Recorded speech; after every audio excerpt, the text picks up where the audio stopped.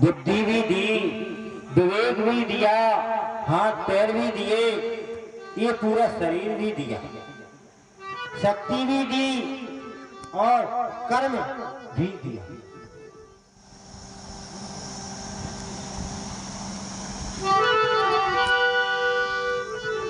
परमात्मा भी सहायता उसी की करता है जो अपनी सहायता स्वयं करना चाहता है। जो मनुष्य स्वयं अपनी सहायता नहीं करता, परमात्मा भी नहीं करता। इसलिए पृथु महाराज से कहा, अपनी प्रजा को आप कर्म का उपदेश करें। कर्म उपदेश करने से प्रजा खुशहाल बन सकती है। पृथु ने ऐसा ही उपदेश अपनी प्रजा को दिया और खुशहाली छा गई। प्रजा अन्य धन की वृद्धि होने लगी। पृथु ने सोचा, लोग कर्म तो करते हैं परंतु परमात्मा का चिंतन भी होना चाहिए। हमारे शास्त्र कहते हैं परमात्मा के अपने वचन, तस्मात् सर्वेषु कलेषु मानोऽश्रम् यदाचय। प्रत्येक काल में मेरा श्रवण भी करो, कर्म भी करो।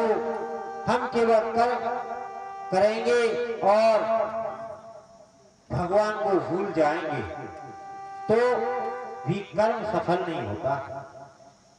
केवल भगवान की माला लेकर बैठ जाएं और कर्म नहीं करेंगे तो भी कर्म सफल नहीं होगा।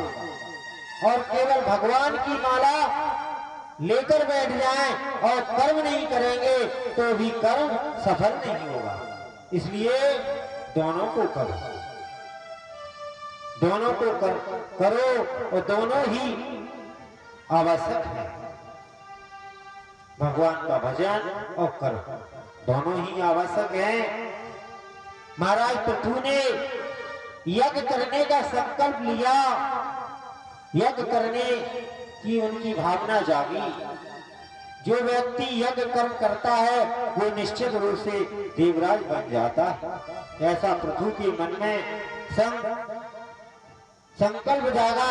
लेकिन 99 यज्ञ चल रहा था तो इंद्र उनका घोड़ा चुरा कर ले गए। पृथु ने सोचा, इंद्र को डर है, कहीं हम इंद्र का इंद्रासन न ले। भगवान नारायण प्रकट हो गए। भगवान नारायण प्रसन्न होकर बोले, पृथु वर मांगो। पृथु ने कहा, वर मांगो भगवान, मेरे मन में कोई कामना ही नहीं है, मैं क्या मांगू। पृथु बोले, क्या मांगू हे भगवान। तब भगवान ने कहा, कुछ तो मांगो। ना कामयेना तस्य कोदत्या जपम माददो युक्तो व्यस्य करणान योगेश्वरः। देखो पृथु महाराज ने क्या मांगा। पृथु महाराज कहते हैं, मुझे स्वर्ग नहीं चाहिए, मुझे वैभव नहीं चाहिए, यहाँ तक मुझे मोक्ष भी नहीं चाहिए। महापुरुषों की मुंह से निकलने वाली जो अमृतमयी आपकी कथा है, उस कथा को सुनने के लिए हे भगवान, मेरे कानों में 10,000 कानों का, मेरे 10,000 कानों की शक्ति दे दीजिए मेरे कानों में। भगवान से पृथु ने ये वर मांगा। भगवान बोले पृथु क्या और मांगो। संसार के लोग होते तो 2 कानों का सदुपयोग उपयोग नहीं करते, आप 10,000 कान लेकर क्या करोगे। पृथु ने कहा 2 कानों से कथा सुनते मुझे सुनते सुनते मुझे तृप्ति नहीं मिलती। जिसको जीवन में उतार लिया जाए। मैं एक खुशी की बात कहूं, गत 3-4 वर्ष से मैं प्रवृत्त हूं। महाराज पृथु कहते सत्संग में मेरी रुचि बढ़े और कर्मों में अधाव प्रभु मुझे दिव्य शक्ति का वर दिया। पृथु के यज्ञ मंडप में आज सनक सनंदन सनातन सनत कुमारों का पदार्पण हुआ और कथा में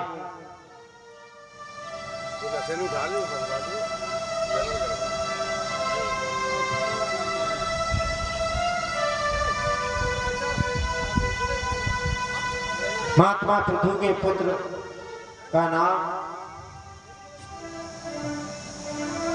अंतर्ध्यान के बेटे हुए अभिधान, अभिधान के पुत्र प्राचीन बने।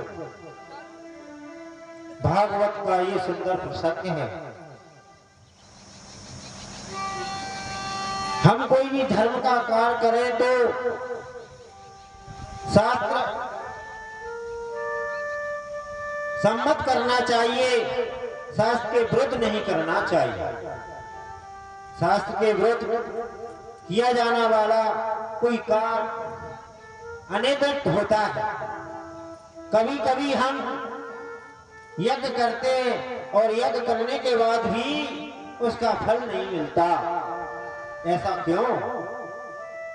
क्योंकि शास्त्र में ऐसा लिखा है कि हम लोग जब यज्ञ करें, यज्ञ में चलने वाली जो लकड़ी है उसको पहले धोकर उसे सुखाओ, कोई कीड़ा भी उसमें ना रहे, तब यज्ञ करो। यज्ञ में आहुति देने की जो सामग्री है, तिल चावल जो, उनको भी धोकर सुखाओ, उसे बीनो, कहीं कीड़ा तो नहीं है। यज्ञ का ये विधान होता है। प्राचीन बलि राजा से बहुत बड़ी भूल हो गई। एक बहुत भारी गलती हो गई। ध्रुव जैसे महापुरुष के वंश में जन्म लेकर राजा भेज गए। यज्ञ पर यज्ञ करते हैं और उन यज्ञों के द्वारा प्राचीन बलि राजा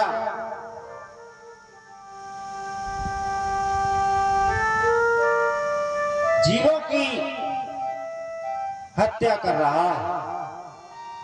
प्राचीन बलि ने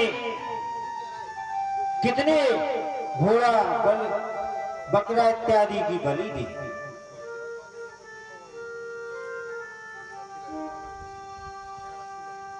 श्रुतं धर्मस्य श्रेवेददानम् आत्मनं प्रतिकूलस्य परिशासनानुमेतम्।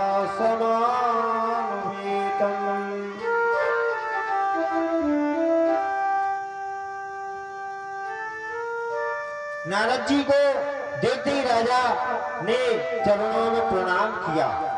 बोले कि बड़ी कृपा कि आज संत नारद पधारे मेरे यज्ञ मंडप में, बड़ा भाग्यवान हूं। नारद जी बोले मैंने पापी तो जीवन में बहुत देखे हैं, तुम्हारे जैसा कोई पापी नहीं है। हे राजन, पृथ्वी को कुशा से पाट दिया, यज्ञ द्वारा मैं समाज सेवा में, सदुपयोग में आप करते हैं, मैं पापी। नारद जी बोले, क्या तुम्हें शांति मिली है यज्ञ करने से? राजा प्राचीन बलि बोले, नहीं। नारद जी बोले, तुम देखना चाहते हो तुमने क्या पाप किया है? आकाश में देखो हे राजन, और दृष्टि डालकर देखो, हजारों बकरे, हजारों घोड़े, हजारों हाथी जो तुमने बलि दी है, जीवों की हत्या की है तुमने। ये एक एक जीव तुमसे बदला लेंगे। राजा ने कहा, हे नारद जी से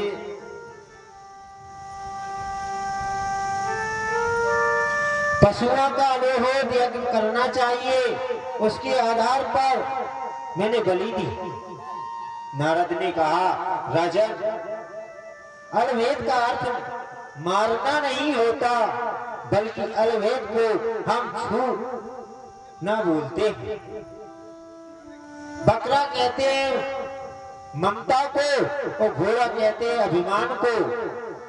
ये यज्ञ जब हम करें तो अपने अभिमान रूपी घोड़े का स्पर्श करें और अभिमान रूपी घोड़े का स्पर्श करके यज्ञ में आहुति दें। आज के बाद व्यर्थ में अभिमान नहीं करेंगे। अपने ममता रूपी को स्पर्श करके यज्ञ में आहुति दें। किसी घोड़े और बकरे को मारने का विधान नहीं है। नारद ने कहा, हमारा वेद बड़ा परमोक्षवादी है। हे राजन, वेद के मंत्रों को ऊपर से पढ़ने से ऐसा लगेगा मानो वेद में किसी की हिंसा है क्या, परंतु वेद की गहराई में यदि प्रवेश करे तो हिंसा की ही परमो धर्मा का। आपने कभी किसी पंडित जी को शादी पढ़ाते देखा? शादी पढ़ते समय एक विचित्र बात होती है। पंडित जी मंत्र बोलते, ततावरः कन्या हृदय आले वेतुमं, ततावरा कन्या हृदय आल वेतम। मैंने इसके बाद वर को कन्या के हृदय का आलम्बन करना चाहिए। अब यदि आलवेद का अर्थ मारना करेंगे तो वर कन्या को मार देगा, तो शादी कौन करेगा? आलवेद का अर्थ होता है छूना। वर जो है कन्या के हृदय का स्पर्श करता है, फिर पंडित जी मंत्र आदि बोलते। ऐसे ही परोपाक्ष वेदांत में मनुवासनम हिंसा परमो धर्मा वेद का सर्वोत्तम भाव है। किसी भी प्राणी की हिंसा मत करो।